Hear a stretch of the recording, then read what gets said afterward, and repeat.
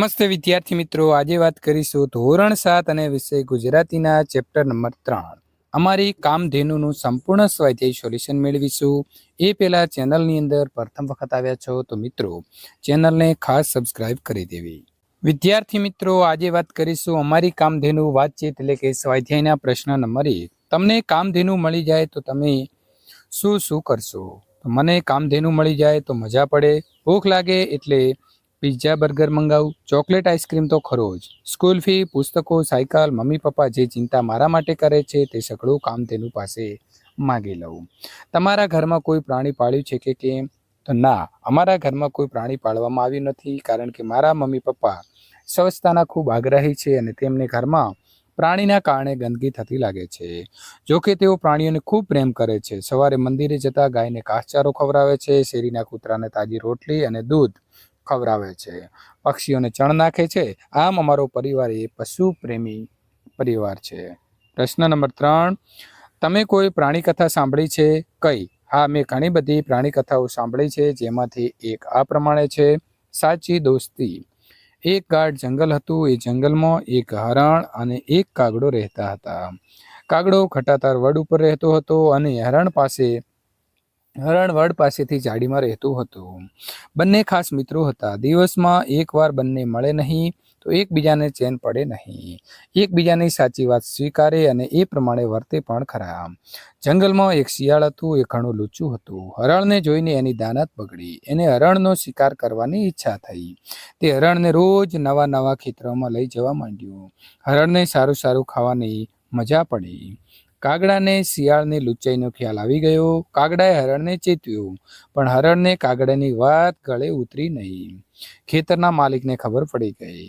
एक दिवस खेतरना मालिके खेतरमां जाळ नाखी। हरण एमां फसाई गयुं। हरण जाळमां ज मरी जाय एनी राह जोतुं शियाळ थोड़े दूर संताईने बेठुं। कागड़ाए हरणने न जोयुं एटले ते हरणने शोधवा નીકળી પડ્યો। उड़ता उड़ता एणे पेला खेतरमां हरणने जाळमां फसाયેલું જોયું। कागड़ाए हरणने हिम्मत आपता कह्युं, भाई तू फिकर करीश नहीं, तू मरदानी जेम पड्यो रहीजे। हूँ काका बोलूं एटले तू दौड़वा मांडजे। थोड़ी वार पछी खेतरनो मालिक त्यां आव्यो। तेणे जाळमां मरेला हरणने जोयुं। तेणे जाळ उपाड़ी लीधी। ते ज वखते कागड़ो का का करवा लाग्यो। कागड़ानो अवाज सांभळी हरणे ऊभा थईने दौड़वा मांड्युं। खेतरना मालिके हाथमांनी लाकड़ी हरण तरफ फेंकी, पण हरण तो दूर નીકળી ગયું। લાકડી ભાગતા શિયાળના માથા ઉપર વાગી અને શિયાળના ત્યાં જ રામ રમી ગયા। પ્રશ્ન નંબર 4, તમને કયું પ્રાણી સૌથી વધુ ગમે છે? શા માટે? તો પ્રાણીઓની અંદર મને સૌથી વધુ કૂતરો ગમે છે। કૂતરો વફાદાર પ્રાણી છે। અમારી શેરીમાં મોતી નામનો કૂતરો વર્ષોથી રહે છે। શેરીની રાત દિવસ ચોકી કરે છે। અજાણ્યા લોકોને જોઈને ફસે છે। एकाद बे वार तो शेरीमां आवेला चोरने भसीने भगाड्या हता। ते शेरीना लोकोने ओळखे छे। तेमने जोईने पूंछड़ी पटपटावे छे। बाळको तेने प्रेम करे छे अने तेनी साथे विविध रमतो पण रमे छे। प्राणीओनी सार संभाळ कई रीते लई शकाय? तो प्राणीओनी सार संभाळ आपणा कुटुंबना सभ्यनी जेम लेवी जोईए। प्राणीओने समयसर जरूरी भोजन अने पाणी मळी रहे तेवुं आयोजन करवुं जोईए। तेमने रहेवा माटे स्वच्छ अने गरमी ठंडी अने वरसादथी रक्षण मळे तेवी जग्या आपवी जोईए। जो तेओ बीमार होय तो तेमनी योग्य सारवार कराववी जोईए। तेमनी साथे सद्भाव तेमज प्रेमपूर्ण व्यवहार करवो जोईए। प्रश्न नंबर 6, तमने लागे छे के बोडी गायथी आखा घरनुं गुजरान चाली शके? तो हाँ, लेखके पोताना कुटुंबनी जे वात करी छे ए रीते लेखकना आखा घरनुं गुजरान चाली शके।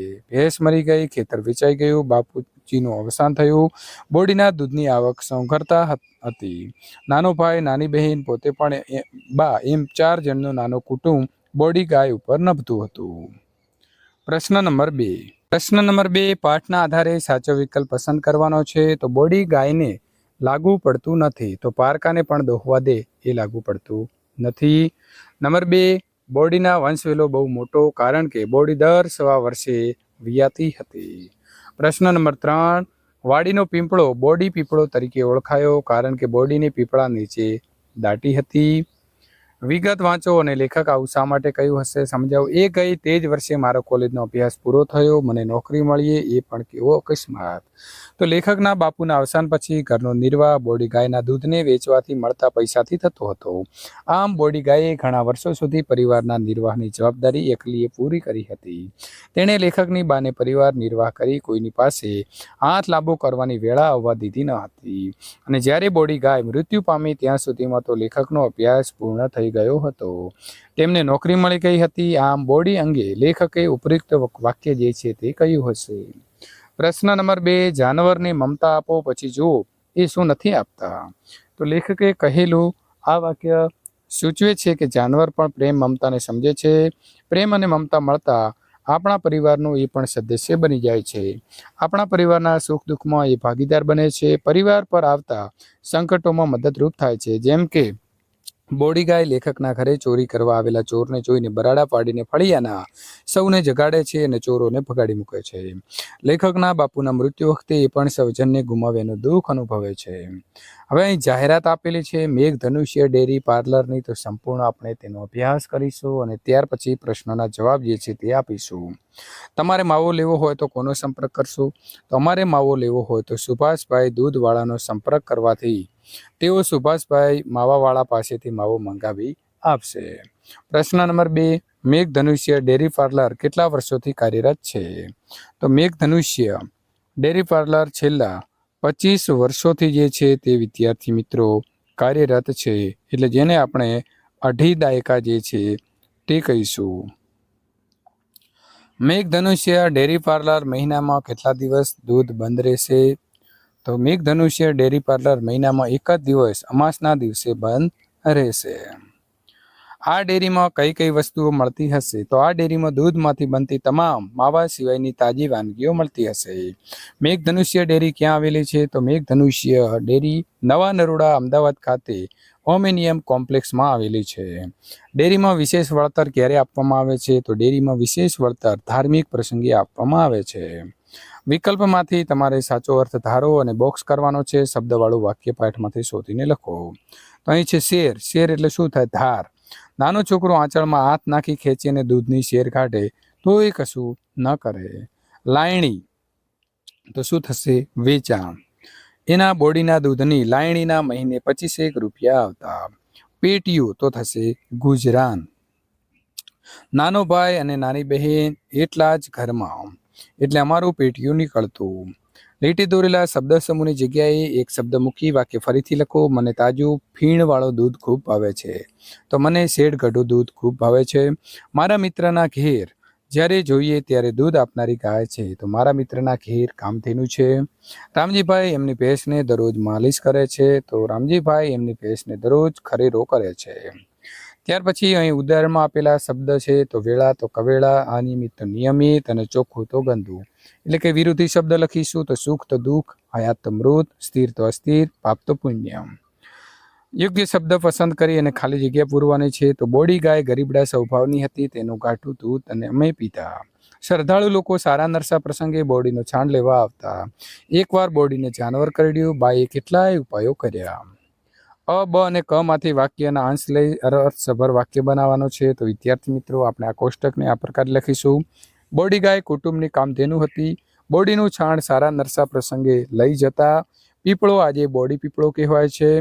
ખરી પરીક્ષા સમયે બોડી અમારા લોકોનો સહારો. આખું શરીર ફૂલી ગયું અને આખરે તે મરી ગઈ. ગઈકાલની જગ્યાએ આવતીકાલે લખી નીચેનો ફકરો યોગ્ય ફેરફાર કરી અને ફરીથી લખવાનો છે. મિત્રો ગઈકાલે પપ્પા મને ફરવા લઈ ગયા હતા. પપ્પાએ મને આઈસ્ક્રીમ ખવડાવ્યો. પપ્પા નહીં પહેલા હું આઈસ્ક્રીમ ખાઈ ગયો. મારા મોઢા ઉપર આઈસ્ક્રીમ થઈ ગયો હતો. તેથી પપ્પા ખડખડાટ હસી પડ્યા. આવતીકાલે પપ્પા મને ફરવા લઈ જશે. પપ્પા મને આઈસ્ક્રીમ ખવડાવશે. પપ્પાની પહેલા હું આઈસ્ક્રીમ ખાઈ જઈશ. મારા મોઢા ઉપર આઈસ્ક્રીમ થઈ જશે. તેથી પપ્પા ખડખડાટ હસી પડશે. પ્રશ્ન નંબર 11 ઉત્તર લખવાના છે. લેખકે બોડી ગાયને એમની કામધેનુ તરીકે શા માટે ઓળખાવી હશે? તો લેખકના બાપુજીના અવસાન પછી બોડી ગાય અને એક ભેંસ તેમના પરિવારના ગુજરાનનું એકમાત્ર સાધન હતું. ભેંસ વર્ષના અંતરે મરી ગઈ હતી. બીજી ભેંસ ખરીદવાની આર્થિક સ્થિતિ નહોતી. ખેતર વેચાઈ ગયા પછી બોડી ગાય ઉપર જે લેખકનું કુટુંબ નભતું હતું તેના દૂધને વેચવાથી મહિને 25 રૂપિયા આવતા હતા. સોંગવારીના એ સમયમાં આ રકમથી પરિવારનું ગુજરાન ચાલતું હોવાથી લેખકે બોડી ગાયને તેમની કામધેનુ તરીકે ઓળખાવી હશે. ઘરના બધા ગાયની સી સંભાળ રાખતા તો ઘરના બધા બોડી ગાયને સવજનની જેમ ચાહતા હતા. સૌ તેને બહુ લાડ કરતા અને તેનો દરરોજ ખરીરો કરતા હતા. તેને ખાસ લીલું ઘાસ અને સારી રીતે ભરેલો બાફણનો ટોપલો ખાવા માટે આપતા. ગાયને નિયમિત નવરાવીને ચોખ્ખી રાખતા. ગાયને આમે ચોખ્ખાઈ જ ગમે છે. બાળકો તેની સાથે રમે. લીલી ચાર પોતાના હાથે કાપીને ખવડાવે છે. બોડી ગાયને સ્વચ્છતા ગમતી એવું તમે શા પરથી કહી શકો? તો બોડી ગાય પોતાના પીઠ, પગ વગેરેને જીભથી ચાટીને ચોખ્ખા રાખે છે. તે ગમે ત્યાં ગંદી જગ્યાએ બેસતી નથી. તે કદીએ ગંદુ ખાતી નથી. તે પોતાના વાછરડાને પણ ચાટી ચાટીને ચોખ્ખા રાખે છે. આ પરથી કહી શકાય કે બોડી ગાયને સ્વચ્છતા ગમે છે. બોડી ગાય આખા ગામની લાડકી હશે એમ શાના પરથી કહી શકાય? તો બોડી ગાયને ગામના લોકો બહુ માન આપે. બોડી ગાય ગોવાળાઓમાં જાય ત્યારે શ્રદ્ધાળુ લોકો તેના માથે હાથ મૂકી આંચકા લે. વાર તહેવારે સ્ત્રીઓ અને કુમારિકાઓ તેનું પૂજન કરે. સંક્રાંતિના દિવસે લોકો તેને ઘૂઘરી ખવડાવે. સારા નરસા પ્રસંગે લોકો બોડી ગાયના છાણ મૂત્ર લઈ જાય. આ પરથી કહી શકાય કે બોડી ગાય આખા ગામની જે છે તે મિત્રો લાડકી ગાય હતી. આપેલા મુદ્દાઓનો ઉપયોગ કરી મારું પ્રિય ઝાડ વિશે લખો. તો વિદ્યાર્થી મિત્રો આપણે લખીશું કે મારું પ્રિય ઝાડ. વડ મારું પ્રિય ઝાડ છે અને વટવૃક્ષ પણ કહે છે. એ ગમે છે એનું એક કારણ છે કે આપણા હિન્દુ ધર્મમાં આસ્થાનું પ્રતીક છે. એ આપણું રાષ્ટ્રીય વૃક્ષ છે. વડને શિવનું સ્વરૂપ માનવામાં આવે છે. બ્રહ્મા, વિષ્ણુ અને મહેશની ત્રિમૂર્તિની જેમ વડ, પીપળો અને બિલીનો મહિમા છે. વડની ડાળીઓમાંથી વડવાઈઓ નીકળી લટકે છે. વડવાઈ પકડીને હિંચકા ખાવાની મજા પડે છે. વડના ઝાડ ઉપર પંખીઓ માળા બાંધે છે. વડની છાયા શીતળ હોય છે. એમાં પશુ પંખી વટ્ટી માર્ગોને થાકેલા વ્યક્તિઓ આરામ અને શાંતિ મેળવે છે. એના ફળને ટેટા કહે છે ને નાના ને લાલ રંગના હોય છે. વડના પત્તા, ડાળીઓ કે કળીઓને તોડવાથી દૂધ જેવો રસ નીકળે છે. તે રસ દવામાં વપરાય છે અને વૃક્ષોમાં વડરાજા છે. મોટેથી વાંચો, સમજો, પછી ગુજરાતીમાં અર્થ કહો. The cow is a domestic animal. It is found world wide various sizes, shapes and colors. The cow is a gentle and friendly animal. The cow's milk is a rich source of high quality. ગાય એ પાલતુ પ્રાણી છે. તે વિવિધ આકાર, કદ અને રંગોમાં વિશ્વભરમાં જોવા મળે છે. ગાય એ પ્રેમાળ અને મળતાવળું પ્રાણી છે. ગાયનું દૂધ ઊંચી ગુણવત્તાવાળું હોય છે. વિદ્યાર્થી મિત્રો આ પ્રકારના સોલ્યુશન મેળવવા માટે અહીં આપેલી એન્ડ સ્ક્રીન ઉપર ક્લિક કરીને મેળવી શકો છો.